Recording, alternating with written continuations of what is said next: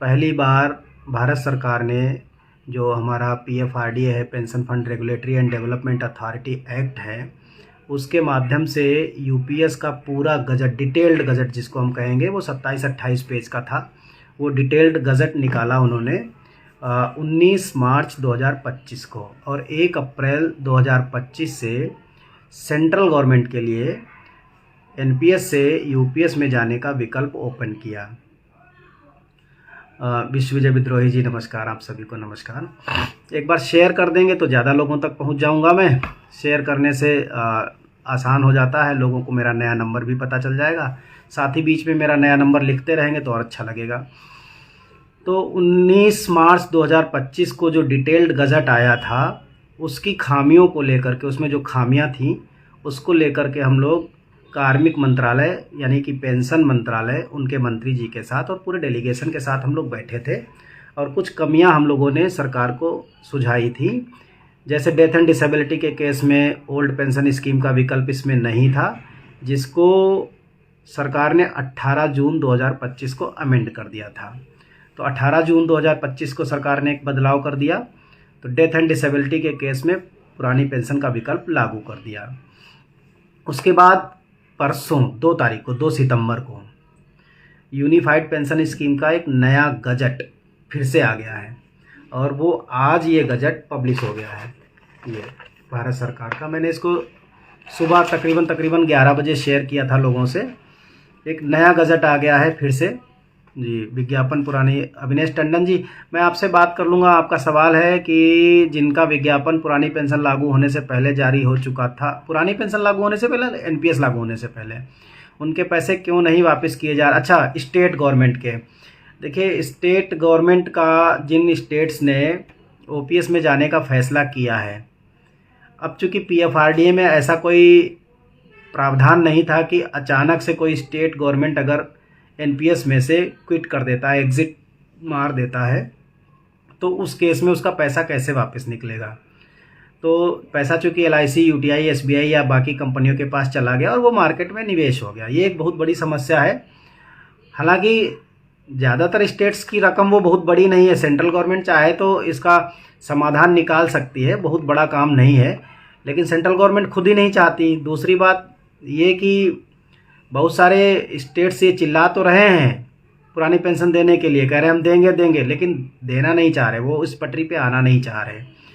तो ये भी एक बात है कि सेंट्रल गवर्नमेंट को अगर वो लोग पत्र लिखें कि भाई हमारे पैसे को लेकर के अगर वो सवाल उठाएं सदन में इस चीज़ को लेकर के सवाल उठाए ही नहीं जा रहे कि जिनका पैसा फंसा हुआ है उनका पैसा कब देगी सरकार, क्यों नहीं दे रही है? सरकार को पॉलिसी बनाने का है पावर, तो सेंट्रल गवर्नमेंट को अमेंडमेंट करने का पावर है, तो सरकार को करना चाहिए अमेंडमेंट। खैर वो हमारा आज मुद्दा नहीं है, तो उस पर हम किसी और दिन बात कर लेंगे। आज है हमारा यूनिफाइड पेंशन स्कीम का नया गजट जो आज आया है। अभी थोड़ी देर में आप लोगों को शायद स्टेटमेंट भी मेरे देखने को मिल जाएंगे। और अभी मैं देख रहा था टाइम्स ऑफ इंडिया ने, इकोनॉमिक टाइम्स ने मेरे स्टेटमेंट को तवज्जो दी है। तो अभी न्यूज़ आई है थोड़ी देर पहले, आधे एक घंटे पहले। तो आज जो गजट नया आया है, इसमें कई सारी चीज़ें एकदम नई हैं जो 19 मार्च के गजट में नहीं थी। अभी तक मैं बमुश्किल 13-14 पेज पढ़ पाया हूँ, चूँकि गजट बहुत बड़ा है। ये तकरीबन 24 पेज इसके हिंदी में हैं और लगभग इतने ही पेज मतलब इंग्लिश में भी हैं। तो इंग्लिश के भी लगभग 22-24 पेज हैं। 22-24 पेज के गजट को पढ़ना अपने आप में ही बड़ा चैलेंजिंग होता है, और फिर इतनी टेक्निकल लैंग्वेज होती है कि कई बार जो हम समझते हैं वो नहीं होता है, उसको बार बार पढ़ने की ज़रूरत पड़ती है, बार बार समझने की ज़रूरत पड़ती है। तो आज जो मेन चीज़ें हैं वो बताने की ज़रूरत है। पहली बात तो ये आप समझ लीजिए कि अभी फ़िलहाल ये जो गजट है वो पूरी तरीके से सेंट्रल गवर्नमेंट एम्प्लॉइज़ के लिए है। कुछ बहुत महत्वपूर्ण बदलाव हैं, जैसा कि हमने पिछली बार की मीटिंग में कार्मिक मंत्रालय को ये समझाया था, जिसके बिहाफ पर 18 जून को मेरे बर्थडे के दिन यूपीएस में डेथ एंड डिसेबिलिटी के केस में ओपीएस का विकल्प लागू किया गया। ग्रेच्युटी का भुगतान का आदेश भी 18 जून को किया गया। अब इसके बाद जो बदलाव हुए हैं वो इम्पोर्टेंट हैं, बाकी चीज़ें सारी सेम हैं लगभग, क्योंकि ये बहुत डिटेल्ड गज़ट है। इतना डिटेल्ड गज़ट 19 मार्च का भी नहीं था। ये जो गज़ट है, अगर मैं इंग्लिश गज़ट की बात करूं, इंग्लिश वाले हिस्से की बात करूं, तो इसका पेज नंबर 33 पेज नंबर से इम्पोर्टेंट चीज़ें शुरू हो जाती हैं। रामानुज जी नमस्कार, जय सरदार। और 33, 34, 35 और 36 ये 4 पेज बहुत इम्पोर्टेंट हैं। शुरू होता है इसका अध्याय 3 से। तो इसका जो, चूँकि गज़ट बहुत बड़ा है, पूरे गज़ट को एक्सप्लेन कर पाना एक दिन में 4-6 घंटे की स्टडी से ये बहुत मुश्किल काम है। हो सकता है कुछ हमसे भी गलती हो सकती है, तो उसको मैं मान के चलता हूँ कि उसके लिए आप भी मुझे माफ़ करेंगे। जितना अभी समझ पाया हूँ उतना, क्योंकि मेरे पास तमाम फ़ोन आ गए जैसे ये मैंने डाला सोशल मीडिया पर, उसके बाद बहुत सारे फ़ोन आ गए, ख़ास करके पैरा मिलिट्री फोर्सेस से। कम से कम 10-12 फ़ोन मेरे पास आज आए पैरा मिलिट्रीज़ के, कि उनके लिए क्या चेंजेस हैं।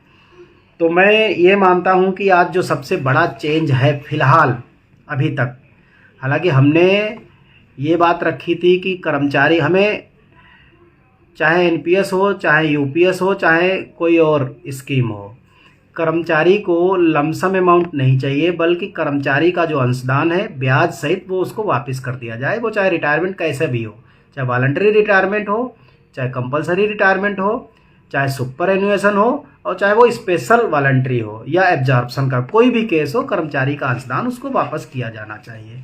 और जो 25 साल पे 50% की जो कैलकुलेशन है, सरकार को उसे घटा करके 20 साल पे 50% पेंशन की कैलकुलेशन करनी चाहिए। ये 2 मुख्य हमारी डिमांड थी। तो 19 मार्च के गजट में इस बात की व्यवस्था की गई थी कि अगर आप यूपीएस में स्विच करते हो, तो यूपीएस में स्विच करने के बाद अगर आपको वॉलंटरी रिटायरमेंट लेना है तो आप 25 साल की नौकरी से पहले वॉलंटरी रिटायरमेंट नहीं ले सकते हैं। इस वाले गजट में एक बड़ा बदलाव है। वॉलंटरी रिटायरमेंट की उन्होंने जो मैच्योर अवधि रखी है वो 25 साल ही रखी है, लेकिन इस गजट में इस बात की व्यवस्था की गई है कि अगर कोई 20 साल के बाद रिटायरमेंट लेना चाहता है, अगर उसकी नौकरी 20 साल की रेगुलर हो चुकी है, तो वो रिटायरमेंट लेके जा सकता है। ऐसे केस में जिसकी 20 साल की नौकरी हो गई या 21 की हो गई, 22 की हो गई, अगर वो रिटायरमेंट लेके घर जाएगा तो उसे प्रो रेटा बेस पर पेंशन दी जाएगी। प्रो रेटा बेस पेंशन का मतलब है कि आनुपातिक पेंशन, यानी 25 साल में अगर 50% का अनुपात बैठता है तो 20 साल में कितना बैठेगा, जितनी मेरी समझ है उसके हिसाब से 20 साल में 40% पेंशन बैठेगी, ये पेंशन मिलेगी। इसका मतलब ये हुआ कि इस बात की तस्दीक, इस बात की व्यवस्था पुराने वाले गजट में नहीं थी। पुराने वाले गजट में 25 साल की नौकरी से पहले आप जा ही नहीं सकते, रिटायरमेंट ले ही नहीं सकते। अगर आप रिटायरमेंट लोगे तो वो रेजिग्नेशन हो जाएगा, और रेजिग्नेशन में कोई भी पेंशन बेनिफिट नहीं मिलते हैं रेजिग्नेशन के केस में। तो ये अगर मैं बात करूं, चैप्टर 3 है, और पेज नंबर अगर मैं इंग्लिश वाले गजट की बात करूं तो पेज नंबर 32 है। 32 का पॉइंट नंबर 13 है, जो कहता है retirement on completion of 20 years regular service. ये कोई छोटी मोटी बात नहीं है। मैं बार बार ये इस बात को बोलता हूँ कि यूनिफाइड पेंशन स्कीम एक दिन ओपीएस का दरवाज़ा बनेगी, ओपीएस का दरवाज़ा साबित होगी। ओपीएस तो नहीं साबित होगी, लेकिन ओपीएस का दरवाज़ा साबित होगी। और लगातार यूपीएस में जिस तरह के बदलाव हो रहे हैं वो ओपीएस की तरफ इसको ले जा रहे हैं।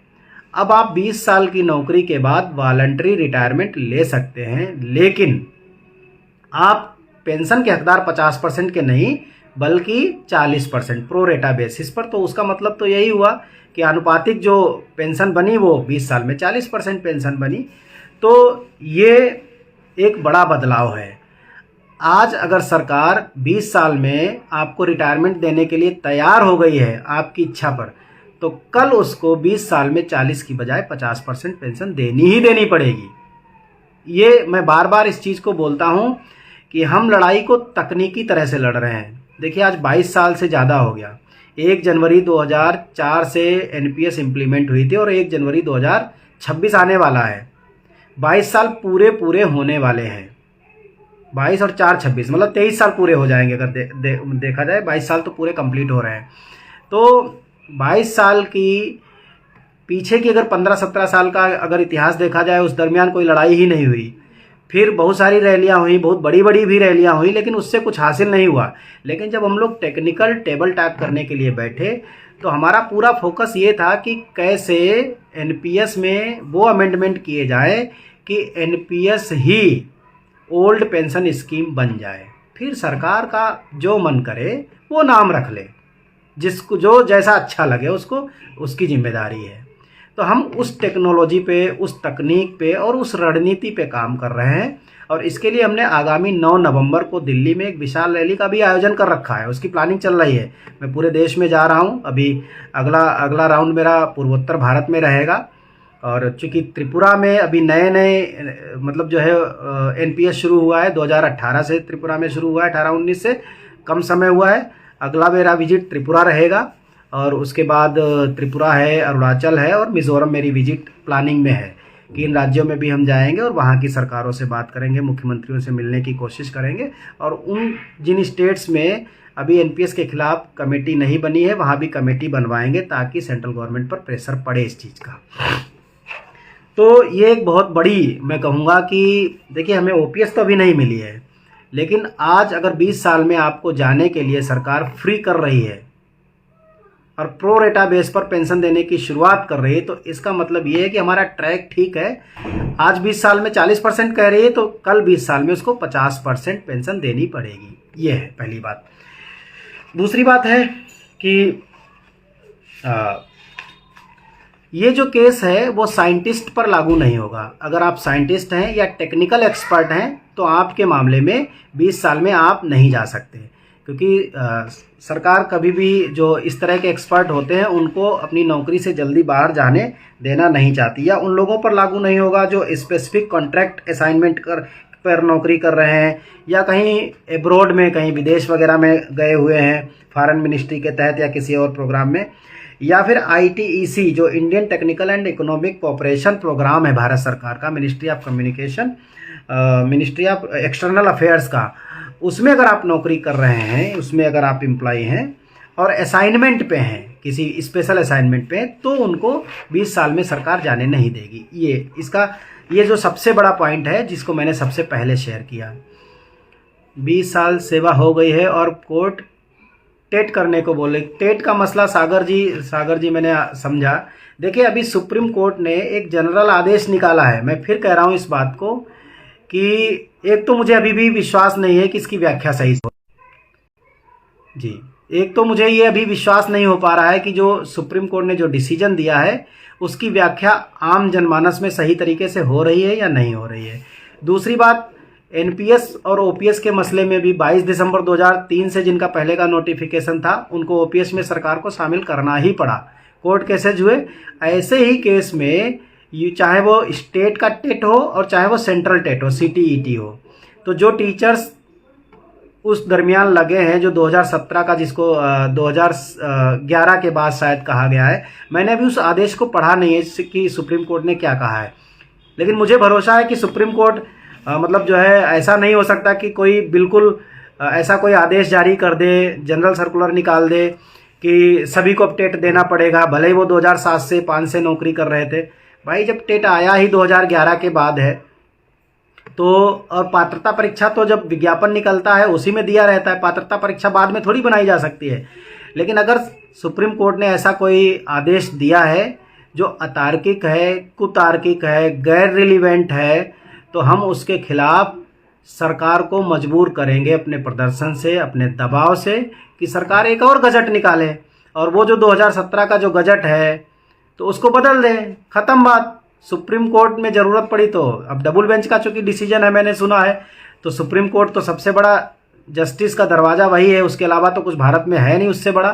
तो उसके बाद केवल एक ही चीज़ बचती है और वो है सरकार पर दबाव बनाना और ऐसे गजट में बदलाव करना जिसके आधार पर कोर्ट ने इस तरह का अनैतिक जो डिसीजन दे दिया है। तो उस पर हम सागर जी बात फिर कभी और कर लेंगे। अभी मैं बात करता हूँ यूपीएस पर। एक बार मैं फिर आप सभी लोगों से गुजारिश करूंगा कि एक बार शेयर कर दीजिए ताकि ज़्यादा से ज़्यादा लोगों तक ये वीडियो पहुंच जाए। तो एक तो बात ये हो गई कि 20 साल की नौकरी के बाद जो लोग जाना चाहते हैं, ख़ास करके मेरे पैरा जो मिलिट्री के जो साथी हैं, जो बीएसएफ के जवान हैं, आईटीबीपी के हैं या सीआईएसएफ के हैं, तो इस तरह के जितने भी साथी अगर इस वीडियो को सुन रहे हो तो वो ये समझ लें कि कम से कम हम एक कदम और आगे बढ़ गए हैं। वो कदम ये है कि फ़िलहाल आप 20 साल की नौकरी के बाद रिटायरमेंट ले सकते हैं। भले ही 50% की जगह भी 40% पेंशन की बात कर रही है प्रो रेटा बेसिस पर। हम सरकार पर इतना दबाव बना लेंगे, बशर्ते आपका साथ चाहिए। 9 नवंबर को आपका पूरा साथ चाहिए दिल्ली घेरने के लिए, और हम आपको इस बात का विश्वास दिलाते हैं 9 नवंबर की रैली के बाद 20 साल की नौकरी के बाद ही 50% पेंशन का प्रावधान लेकर के आएंगे। ये हम वादा कर रहे हैं, और उसके लिए जनवरी 2026 तक हमें जाना नहीं पड़ेगा। एक तो बात ये हो गई। दूसरा जो सबसे इसमें जो और ख़ास बात है, इसमें कुछ मुद्दे और भी बहुत इम्पॉर्टेंट हैं इसके अलावा भी, और वो बड़े अजीबोगरीब हैं, क्योंकि ये मैं जो बात कहने जा रहा हूँ वो पब्लिक सेक्टर अंडरटेकिंग यानी पीएसयूज़ और ऑटोनोमस बॉडीज़ यानी सेंट्रल ऑटोनोमस बॉडीज़ या फिर स्टेट ऑटोनोमस बॉडीज़ के लिए है। कृष्णपाल वर्मा जी बहुत बहुत धन्यवाद, कह रहे हैं हरदोई आपके साथ है। नहीं, अनिल कुमार सिंह जी का सवाल है कि क्या 20 साल की सेवा के बाद 60 वर्ष उम्र पूरा होने की बाध्यता खत्म हो गई है? ऐसा अभी नहीं लिखा है, इस मामले में अभी क्लैरिटी नहीं हो पाई है। हालांकि उन्होंने ये लिखा है कि 20 साल की कंप्लीशन के बाद, ये पॉइंट नंबर 13 है, जिसमें उन्होंने कहा है retirement on completion of 20 years regular service at any time after a subscriber has completed 20 years regular service, he may by giving notice not less than 3 months in writing to the appointing authority retire from service। वो retire हो सकता है, और उसको जो पे outs मिलेगा, क्योंकि इसमें पेंशन शब्द इस्तेमाल नहीं किया गया है बल्कि पे आउट इस्तेमाल किया गया है, और वो पेंशन उनसे जो मिलेगी या जो पे आउट मिलेगा वो मिलेगा जो 19 मार्च का पीएफआरडीए का implementation of unified pension scheme under national pension system 2025 19 मार्च, ये जो गजट था उसके तहत मिलेगी। उस गजट में तो यही व्यवस्था थी कि भले ही आप वॉलंटरी रिटायरमेंट ले लो, लेकिन आपको पेंशन शुरू होगी रिटायरमेंट के दिन के बाद से। तो अभी सरकार 20 साल पे आई है, और मैं बार बार ये बात कह रहा हूँ कि 9 नवंबर के बाद, अगर पहले नहीं तो 9 नवंबर के बाद आपको एक बड़ी खबर मिलेगी, और वो ये मिलेगी कि वॉलंटरी रिटायरमेंट के दिन से पेंशन की शुरुआत होगी। ये तो तय है कि ये बदलाव होना ही होना है इस मामले में, क्योंकि जब पिछली बार कार्मिक और पेंशन मंत्रालय के मंत्री जी थे तो उन्होंने भी सहमति दी थी कि ये गलत है कि कोई कैसे 10 साल 12 साल इंतजार करेगा। इस पर काम हो रहा है, और पिछली बार अभी बीएमएस के कुछ नेता मिले थे, उनसे भी मेरी बात हुई थी, टेलीफोनिक कम्युनिकेशन हुआ था। तो इस मामले पर उनका भी यही दावा है कि पेंशन की शुरुआत वॉलंटरी रिटायरमेंट के दिन से ही होगी, ये तो तय है। हाँ, दूसरी जो मैं सबसे इम्पोर्टेंट बात कहने वाला था अनिल कुमार सिंह जी के क्वेश्चन से पहले, कि इस गजट को देखकर ये लगता है कि सरकार स्टेट ऑटोनोमस बॉडीज़, या फिर खास करके मैं अभी स्टेट ऑटोनोमस बॉडीज़ की बात नहीं करूंगा बल्कि सेंट्रल ऑटोनोमस बॉडीज़ और पीएसयू की बात करूंगा, पब्लिक सेक्टर अंडरटेकिंग, जहां एनपीएस लागू है उनकी मैं बात करूंगा। सरकार ने इसमें जो 2-3 व्यवस्थाएं दी हैं वो ये कि जैसे मान लीजिए कि कोई आदमी नौकरी कर रहा है और उसने यूपीएस ले लिया है, वो उस यूपीएस को उसने ऑप्ट कर लिया है, और विद इन 10 ईयर्स सर्विस, मान लीजिए उसकी 10 साल की नौकरी नहीं हुई, और उस 10 साल की नौकरी के पहले उसने किसी स्टेट गवर्नमेंट में अप्लाई किया था, वहाँ सिलेक्शन हो गया थ्रू प्रॉपर चैनल, या वो सेंट्रल ऑटोनोमस बॉडी में थ्रू प्रॉपर चैनल चला गया, या फिर स्टेट ऑटोनोमस बॉडी में थ्रू प्रॉपर चला गया, लेकिन उसकी नौकरी को 10 साल नहीं हुए थे, यानी कि 10 साल क्वालिफाइंग सर्विस होती है, और ये 10 साल क्वालिफाइंग सर्विस ओपीएस में भी होती है, सेम टू सेम। अगर 10 साल नहीं हुए थे उसकी नौकरी को, और वो चाहे स्टेट ऑटोनोमस बॉडी में चला जाए थ्रू प्रॉपर चैनल इस्तीफा दे करके, चाहे इस्तीफा दे करके सेंट्रल ऑटोनोमस बॉडी में चला जाए, चाहे इस्तीफा दे करके सेंट्रल पीएसयू में चला जाए, उसे सेंट्रल गवर्नमेंट पेंशन नहीं देगी, बल्कि जितना इंडिविजुअल कॉर्पस में पैसा है, इंडिविजुअल कॉर्पस में पैसे का मतलब 10% आपका और 10% सरकार का है, वो पैसा लमसम अमाउंट के रूप में कर्मचारी को दे देंगे और पेंशन देने का काम नहीं होगा। हालांकि ये तो एनपीएस में क्या था, एनपीएस में अगर 5 लाख से ज़्यादा है तो आपका 20% दे देते थे और 80% पे पेंशन देते थे। तो ये तरीका था प्रीमेच्योर एग्जिट में। अभी इन्होंने ये कहा है कि अगर 10 साल से कम नौकरी थी और आप through proper channel with permission central autonomous body या स्टेट ऑटोनोमस बॉडी या सेंट्रल पब्लिक सेक्टर अंडरटेकिंग में या स्टेट गवर्नमेंट में कहीं भी आप नौकरी करने के लिए चले गए, तो वो इंडिविजुअल कॉर्पस में से लमसम अमाउंट निकाल करके दे देंगे एज पर अथॉरिटी या एज पर लॉज, और आपको पेंशन नहीं देंगे, ना ही आपकी सर्विस वहाँ कैरी फॉरवर्ड करेंगे। ये एक सबसे, इसको आप समस्या के रूप में भी देख सकते हैं, और जिनको नौकरी छोड़ करके जाना है उनके लिए एक अपॉर्चुनिटी के रूप में देख सकते हैं, क्योंकि उन्हें पूरा पैसा मिल जाएगा और उनकी हेडेक खत्म। तो ये एक केस है। अगर 10 साल से कम नौकरी है और central government to central government जा रहे हैं तो UPS same to same transfer हो जाएगा, वहाँ कोई दिक्कत नहीं होगी।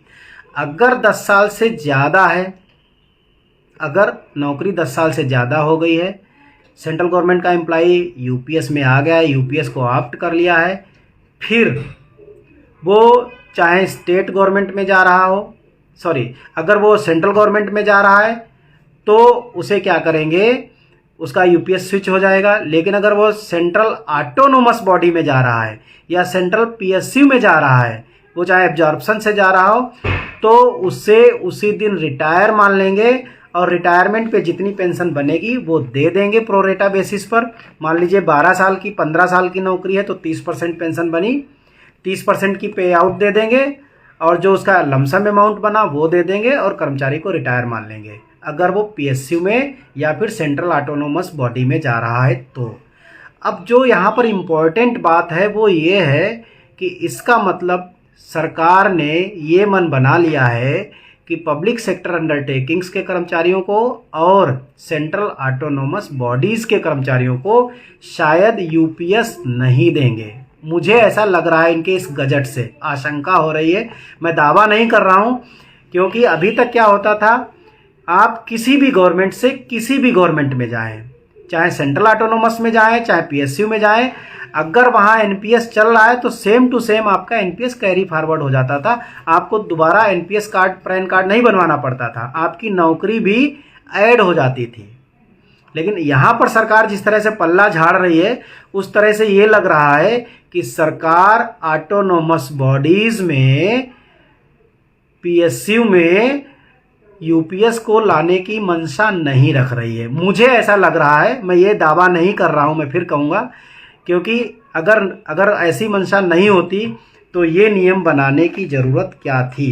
ये अगर मैं बताऊँ तो आपको पॉइंट नंबर ये पड़ेगा 15 नंबर का है, रेजिग्नेशन फ्रॉम गवर्नमेंट सर्विस का, पेज नंबर 33 पर, और इसका अगर आप पॉइंट बी पढ़ेंगे 2 का B point, where the resignation has been submitted to take up after completion of qualifying service less than 10 years with proper permission another appointment whether temporary or permanent in the state government, in the state autonomous body, in the public sector undertaking of central government or state government. In such cases the accumulated pension wealth in the individual corpus under the unified pension scheme shall be payable to the subscriber in lump sum in accordance with the regulation as notified by the authority. वो साफ साफ कह रहे हैं कि 10 साल से नौकरी कम है और आप सेंट्रल गवर्नमेंट के एम्प्लॉई हैं, आपने यूपीएस ले रखा है, फिर आप चाहे सिलेक्शन के तौर पे भले ही through proper channel central PSU में जा रहे हों, सेंट्रल ऑटोनोमस बॉडी में जा रहे हों, वो आपके इंडिविजुअल कॉर्पस में, इंडिविजुअल कॉर्पस का मतलब 10% बाई एम्प्लॉई, 10% बाई गवर्नमेंट जितना भी कॉर्पस है वो आपको लमसम के रूप में दे देंगे accordance with the regulations as notified by the authority. जो अथॉरिटी नोटिफाई करेगी कितना पैसा देना है वो पैसा उनको दे देंगे, और कोई सर्विस का एडिशन नहीं, कोई पेंशन नहीं। क्योंकि वैसे तो इसका मतलब साफ है, अगर एनपीएस तो वहां भी है, जब एनपीएस में बदलाव हो गया यूपीएस आ गया तो एनपीएस में बदलाव आकर के वहां भी यूपीएस आ जाना चाहिए था। लेकिन इस पॉलिसी से ऐसा लगता है कि सरकार सेंट्रल ऑटोनोमस बॉडीज और पब्लिक सेक्टर अंडरटेकिंग्स में यूपीएस लाने की चाहत में, मंशा में नहीं है, मुझे ऐसा लगता है। सी पॉइंट इसका जो है, where the resignation has been submitted to take up on और after completion of 10 years of qualifying service with proper permission another appointment whether temporary or permanent in the state government or any autonomous body or public sector undertaking of the central government या state government, the subscriber shall be entitled to assured payout admissible under the PFRDA operationalization of unified pension scheme or NPS regulation 2025 as in case of superannuation। तो वो ये कह रहे हैं कि अगर नौकरी 10 साल से ज़्यादा है, यानी क्वालिफाइंग नौकरी आप पूरी कर चुके हैं और उसके बाद आप थ्रू प्रॉपर चैनल किसी दूसरे अपॉइंटमेंट के तहत, चाहे टेम्परेरी चाहे परमानेंट, चाहे आप स्टेट गवर्नमेंट में जा रहे हो, चाहे आप ऑटोनोमस बॉडी वो चाहे स्टेट की हो चाहे सेंट्रल की हो, चाहे पीएसयू वो चाहे स्टेट का हो चाहे सेंट्रल का हो, सरकार आपको उस दिन रिटायर मान लेगी और उसके हिसाब से आपको एश्योर्ड पेमेंट देना शुरू कर देगी, जैसा कि सुपर एनुएशन पे करती है। यानी कि अगर 15 साल की नौकरी हुई तो आपको 30% पेंशन देना शुरू कर देगी उसी दिन से। ये है तरीका क्वालिफाइंग सर्विस के बाद। तो ये जो 3 बड़े बदलाव हैं, एक इसी का पैरा 4 है, request for withdrawal of resignation shall not be accepted by the appointing authority where a government servant resigns from the service और post with the taking up an appointment under. अगर प्राइवेट सेक्टर में आप जा रहे हो, corporate sector में जा रहे हो और आपने रेजिग्नेशन का दे रखा है 3 महीने पहले, रेजिग्नेशन जो इंटीमेशन दिया जाता है वो आपने दे दिया, तो आप उसको विड्रा नहीं कर पाएंगे।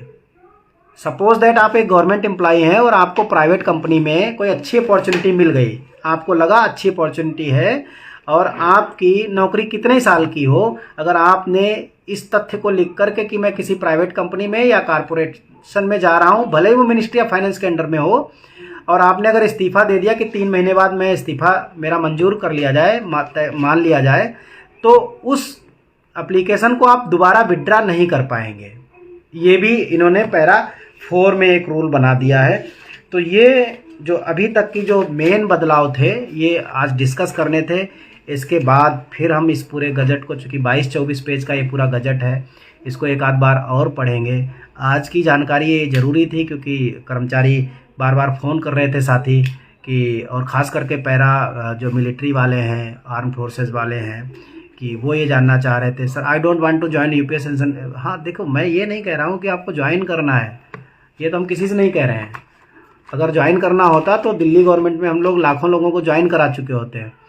यूपीएस को कोई तब तक ज्वाइन नहीं करेगा जब तक कि वॉलंटरी रिटायरमेंट के दिन से पेंशन ना देना शुरू कर दे, और दूसरी बात, कर्मचारी का अंशदान वापस करने की घोषणा ना कर दे। तब तक यूपीएस में हम क्यों जाएंगे? कोई नहीं जाएगा यूपीएस में। हाँ, एक कदम सरकार जो पिछली अभी थोड़े दिन पहले अगस्त में 19 अगस्त को मेरे ख्याल से सरकार ने एक कदम आगे बढ़ाया कि ये कहा कि यूपीएस से भी एक बार आप चाहें तो फिर से एनपीएस में वापस आ सकते हैं। ये एक अच्छा स्टेप मानूंगा मैं। और मैं तो ये कहता हूँ कि सरकार यूपीएस लाई ही क्यों? सरकार को यूपीएस लाना ही नहीं चाहिए था। सरकार को सीधे सीधे एनपीएस में ही अगर वो 18.5% अपना बढ़ा देती सीधे सीधे, और सरकार ये कह देती कि आप चाहो तो रिटायरमेंट पे 10+14 के हिसाब से यानी एनपीएस के हिसाब से पेंशन ले लो, और आप चाहो तो सरकार का पूरा कंट्रीब्यूशन वापस कर दो और ओपीएस ले लो, खत्म हो जाती बात, खत्म हो जाती बात। अब सरकार एक तरफ तो 18.5% कर भी रही है और वो दे भी नहीं रही है, पेंशन देने के लिए बाध्यता लगा रही है 25 साल, उसमें भी कह रही है कि आप वॉलंटरी रिटायरमेंट लो, घर जाओ और 10 साल घर बैठे रहो बिना खाए पिए, और फिर हम पेंशन देंगे आपको 10 साल के बाद। तो ये तो जब तक इस मामले में कोई सुधार नहीं हो जाता तब तक यूनिफाइड पेंशन स्कीम में कोई भी कर्मचारी नहीं जाएगा, ये तो तय है। अब दूसरी बात जो मैं बात रखना चाहता हूँ, एक तो मेरा जो साथी नए जुड़े हैं इसमें, बाद में जुड़े हैं, मैं उनको बता दूं कि मेरा 98 99 35 35 38 जो नंबर है उसको व्हाट्सएप पर परमानेंटली बैन कर दिया गया है।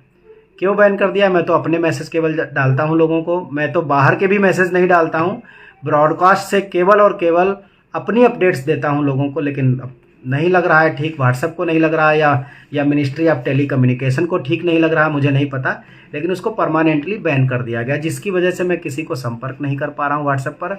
और 15-20 दिन से जो मैसेज मेरे पास आ भी रहे होंगे, हज़ारों की तादाद में मैसेज आ रहे होंगे, वो कोई मुझ तक पहुँच नहीं रहे हैं। पता नहीं लोग क्या क्या पूछ रहे होंगे, उनको लग रहा होगा कि पटेल जवाब नहीं दे रहे हैं, तो ऐसा है नहीं।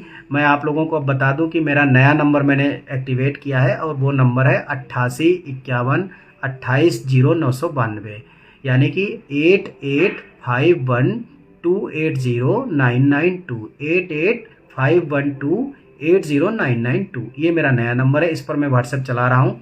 इससे मैं ब्रॉडकास्ट नहीं कर सकता हूँ क्योंकि ये मेरा मैंने व्हाट्सएप बिजनेस चलाया फिर इसको, तो इस पर ब्रॉडकास्ट 15-20 लोगों तक ही जाता है, ज़्यादा लोगों तक नहीं जाता है। अब दूसरी मैं बात जो करूँगा वो और इम्पोर्टेंट है। हम लगातार सरकार पर दबाव बनाने का काम करते हैं, टेबल टॉक करने का काम करते हैं, वार्ता करते हैं, समाधान लेकर के जाते हैं। मैं बार बार बोलता हूँ कि हम कोई ऐसी बात नहीं करते जिसका कोई हल ना निकले। हम अगर आंदोलन करते हैं, जितनी बार हमने आंदोलन किया है उतनी बार हम कुछ न कुछ लेके आए हैं, चाहे वो 10 से 14% हो, चाहे वो डेथ एंड डिसेबिलिटी के केस में ओल्ड पेंशन स्कीम का विकल्प हो, चाहे वो यूनिफाइड पेंशन स्कीम हो, चाहे वो यूपीएस में डेथ एंड डिसेबिलिटी के केस में ओपीएस का विकल्प हो, और चाहे वो यूपीएस में ग्रेच्युटी का भी प्रावधान हो, और चाहे वो आज 25 साल की जगह 20 साल पर भी वॉलंटरी रिटायरमेंट की शुरुआत हो। और इस बात को मैं पिछले 3 महीने से कह रहा हूँ कि जी मंजीत सर 18% भी टैक्स मनी है। नहीं डॉक्टर नीलपरी जी, 18% टैक्सेबल इनकम नहीं है क्योंकि वो आपकी सैलरी का हिस्सा नहीं है। सेंट्रल गवर्नमेंट में ऐसा नहीं है, लेकिन स्टेट गवर्नमेंट के लिए फाइनेंस मिनिस्ट्री ने ये कहा था कि जो एडिशनल है 10 से 14 वाला, 10 के मुकाबले 10 सरकार का वो टैक्स फ्री है, और जो सरकार का 4% एक्स्ट्रा उस पर सरकारें टैक्स ले रही हैं बहुत सारे स्टेट्स में। तो ये भी एक बड़ी अजीबोगरीब एनोमली है। पता नहीं ब्यूरोक्रेट्स क्या करना चाहते हैं, सबको बांट देना चाहते हैं कि भाई जब वो सैलरी का हिस्सा नहीं है तो आप उस पर इनकम टैक्स कैसे ले सकते हो। तो वो जो बात रही 18% या 18.5%, उस पर भी टैक्स नहीं लगा सकती सेंट्रल गवर्नमेंट। लेकिन भरोसा कुछ नहीं, जब ऐसे ऐसे नियम कायदे कानून आते हैं कि आप वॉलंटरी रिटायरमेंट ले लो लेकिन पेंशन 10 साल बाद शुरू होगी, तो इनका भरोसा कुछ नहीं कि कल को कौन सा प्रावधान ये बना करके भेज दे हमारे पास। लेकिन फिलहाल आज की डेट में वो 18 या 18.5% अभी टैक्सेबल इनकम का हिस्सा नहीं है। नहीं सर, वो गवर्नमेंट का मनी नहीं है, पब्लिक। अच्छा जी देखिए, पब्लिक का तो सहारा ही है, गवर्नमेंट का तो क्या ही है। मैं कहूँ कि government is the part of public, तो मैं इस बात को मैं क्या ही कहूँ। देखिए वो सारा, हम सब कुछ, सारा चीज़ें पब्लिक की ही है, ये तो खैर इस बात से तो मैं इत्तेफाक रखता ही हूँ। तो अभी हम 9 नवंबर को फिर से एक बड़ी रैली करने जा रहे हैं दिल्ली के जंतर मंतर पर, और इस रैली का सिर्फ 2 टारगेट है: कर्मचारी अंशदान की वापसी ब्याज सहित, whether retirement, voluntary retirement, compulsory retirement या स्पेशल वॉलंटरी रिटायरमेंट, कुछ भी हो, कैसा भी केस हो, कर्मचारी का अंशदान वापसी ब्याज सहित। हमें सरकार का लमसम अमाउंट नहीं चाहिए, या फिर लमसम अमाउंट को 6 टाइम्स बड़ा कर दो, 6 गुना कर दो, हम लमसम अमाउंट ले लेंगे। कैलकुलेशन हमने, हाँ, जब सुपर एनुअल रिटायरमेंट में 25 साल में पेंशन दे सकते हैं तो वॉलंटरी रिटायरमेंट पर क्यों नहीं। दीपक भारद्वाज जी, आपका एकदम क्वेश्चन सही है, इस बात को हम कई बार उठा चुके हैं कि इसीलिए उन्होंने, अगर देखिए, अगर कोई आदमी 25 साल की नौकरी करके ही रिटायर होता है तो भी तो 25 साल ही है नौकरी। आपका एकदम क्वेश्चन जायज़ है, क्योंकि ये तो मतलब जो है कोर्ट वाले, मेरे ख्याल से दीपक भारद्वाज जी कोर्ट वाले साथी हैं, तो जो आदमी 25 साल की नौकरी करके रिटायर हो रहा है उसको आप 50% दोगे पेंशन, और जो आदमी 25 साल करके वॉलंटरी रिटायरमेंट ले रहा है उसको देने में दिक्कत है। तो बात तो एक ही हुई, नौकरी की अवधि तो दोनों केस में 25 साल है। तो इसलिए मैं कहता हूं कि वॉलंटरी रिटायरमेंट के दिन से पेंशन की शुरुआत आपको महीने 2 महीने में ही किसी न किसी अमेंडमेंट में, किसी न किसी नोटिफिकेशन में, किसी न किसी गजट में देखने को मिल जाएगी। इस बात की तो मैं गारंटी दे रहा हूं। और नहीं मिली तो 9 नवंबर के बाद हम हर हालत में इसको सरकार के जबड़ों से निकाल करके लाएंगे। दूसरी बात, बार बार हम कह रहे हैं कि हमें हमारा कंट्रीब्यूशन वापस चाहिए। हम नहीं वो कंट्रीब्यूट करेंगे। 2-4% की बात होती, 4-5% की बात होती तो कहते कि चलो ठीक है, देश हित में कोई बड़ा फैसला लिया जा रहा है तो हम 5% छोड़ रहे हैं। लेकिन हम पूरे ज़िंदगी भर की कमाई, क्योंकि हमारा कर्मचारी 90% बहुत छोटी पोस्ट पे काम करता है, लेवल 1 से लेकर के लेवल 5 और 6 तक काम करता है। उसके पास तो कॉर्पस ही कुछ इकट्ठा नहीं होता, उसकी तो सैलरी भी मतलब जो है महंगाई भत्ते और आज के जो इंडेक्स है उसके हिसाब से बहुत कम है। तो ऐसी स्थिति में उसका पैसा छीना जाना ये तो मतलब जो है शोषणकारी है। और सबसे बड़ा दुख तो इस बात का है कि 2-3 महीने पहले सुप्रीम कोर्ट के जस्टिस ने, जो नए जस्टिस साहब आए हैं अभी थोड़े दिन पहले, उन्होंने अपनी कम्युनिटी के लिए, वो चाहे हाई कोर्ट के जस्टिस हों, चाहे सुप्रीम कोर्ट के जस्टिस हों और चाहे वो डिस्ट्रिक्ट जस्टिस हों, उनको 1 रैंक 1 पेंशन के हिसाब से मिनिमम 1,13,000 की पेंशन फिक्स कर ली। उन्होंने ओपीएस का नाम भी नहीं लिया, बिना ओपीएस पर चर्चा किए उन्होंने इस आधार पर कि कोई आदमी अगर हाई कोर्ट का जज रहा है, वो चाहे एनपीएस में हो, चाहे यूपीएस में हो, चाहे किसी में हो, तो उसकी पेंशन किसी दूसरे जज से कम नहीं हो सकती।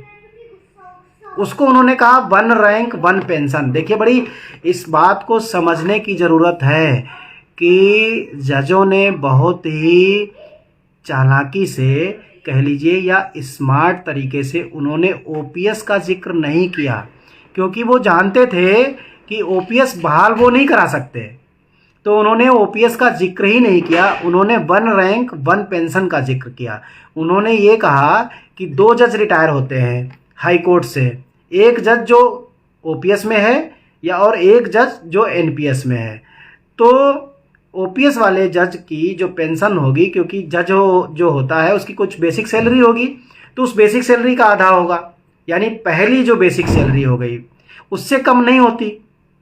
दूसरा जज रिटायर हो रहा है, मान लीजिए वो एनपीएस में है, तो उसको मान लीजिए 10,000 की पेंशन बनी। तो जज ने ये दलील दी कि भैया जो एक दिन पहले रिटायर हुआ उसको 1,00,000 रुपए पेंशन मिल रही है, जो दूसरे दिन रिटायर हुआ उसी पद से रिटायर हुआ, वही न्याय करने वाला रिटायर हुआ, उसी सिस्टम से रिटायर हुआ, तो उसकी पेंशन 10,000 नहीं हो सकती, उसकी भी 1,00,000 रुपए होगी। इसे कहते हैं 1 रैंक 1 पेंशन। ये मैं बहुत बेसिक से बता रहा हूँ, बहुत टेक्निकल उसमें नहीं जा रहा हूँ। तो उन्होंने ओल्ड पेंशन स्कीम को साइड में रख करके 1 रैंक 1 पेंशन के हिसाब से वो चाहे एनपीएस का जज हो चाहे यूपीएस का जज हो, उसकी पेंशन बराबर कर ली। तो ये उनका स्मार्ट तरीका था। हम उसी स्मार्ट तरीके की बात कर रहे हैं। हम सरकार से ये नहीं कहते कि भैया तुम पहले एनपीएस को ख़त्म करो और फिर ओल्ड पेंशन स्कीम बहाल करो, क्योंकि सरकार का भरोसा नहीं, वो उसका भरोसा नहीं कि अभी तो गजट आया है यूनिफाइड पेंशन स्कीम का, हो सकता है कल इसका नाम बदल करके ओपीएस कर दे इसी गजट का। अगर इसी गजट का उन्होंने नाम, मान लीजिए आज जो गजट आया है जिसका इन्होंने नाम रखा है कि इसका संक्षिप्त नाम रखा है राष्ट्रीय पेंशन प्रणाली के अंतर्गत एकीकृत पेंशन योजना का कार्यान्वयन नियम 2025, यानी implementation of unified pension scheme under the national pension system rules 2025। कहीं इसी का नाम बदल करके वो ओपीएस कर देते तो क्या ये ओपीएस बन जाता? तो हम इस तरीके पे काम नहीं करते। हम ये कहते हैं आप चाहे इससे 3 गुना और लंबा नाम रख लो, चाहे छोटा रख दो ओपीएस, हमारा कंट्रीब्यूशन वापस देने का प्रावधान कर दो ब्याज सहित, और 20 साल पे 50% की पेंशन का प्रावधान कर दो। बस इतनी सी बात है, बाकी चीज़ें सेकेंडरी है, बाकी चीज़ें बाद में देखेंगे। तो 9 नवंबर को national mission for old pension scheme Bharat के बैनर तले एक बार फिर से हम नई दिल्ली के जंतर मंतर पर एक बार बड़ी रैली करने जा रहे हैं और देश भर के इसमें कर्मचारी इकट्ठे होंगे। यहाँ इस बार जम्मू कश्मीर से लेकर के केरल तक के लोग होंगे, गुजरात से लेकर के अरुणाचल तक के लोग होंगे, और करीब करीब 18 से 20 राज्यों के कर्मचारी होंगे इसमें। सेंट्रल गवर्नमेंट के कम से कम 28-30 डिपार्टमेंट के लोग होंगे। और हम जैसा भी करेंगे, हम ये वादा करते हैं कि उस आंदोलन के बाद भी कुछ न कुछ लेके आएंगे। हम सबसे पहले हमारा जो फोकस है वो रिटायरमेंट, वॉलंटरी रिटायरमेंट के दिन से पेंशन की शुरुआत, पहला फोकस उस पर है। दूसरा फोकस कर्मचारी का पूरा अंशदान वापस हो, इस पर है। तो ये 2 चीज़ें हैं। हमें पूरा भरोसा है, अगर आपने साथ दिया 9 नवंबर को पूरे दिल से, तो हम आपको 1 जनवरी 2026 को पुरानी पेंशन बहाली की सौगात जरूर देंगे। बहुत बहुत धन्यवाद। जय हिंद, जय भारत। आप सबने इतने ध्यान से सुना। एक बार फिर से गुजारिश करूंगा कि मेरे इस वीडियो को ज़्यादा से ज़्यादा शेयर कर दें। और मैं फिर से अपना एक नया नंबर बोलूँगा, क्योंकि मेरा पुराना नंबर बैन कर दिया गया है। कौन रिपोर्ट करने वाले हैं, कितने लोग रिपोर्ट करने वाले हैं, क्यों रिपोर्ट करने वाले हैं, कुछ नहीं पता है उसका, ना उस चक्कर में पड़ेंगे। लेकिन नया नंबर अब शुरू कर रहे हैं, उससे लोगों से कम्युनिकेट करेंगे, उनसे कॉन्टैक्ट करेंगे। वो है 8851 280992 88 512 80992। धन्यवाद। जय हिंद, जय भारत।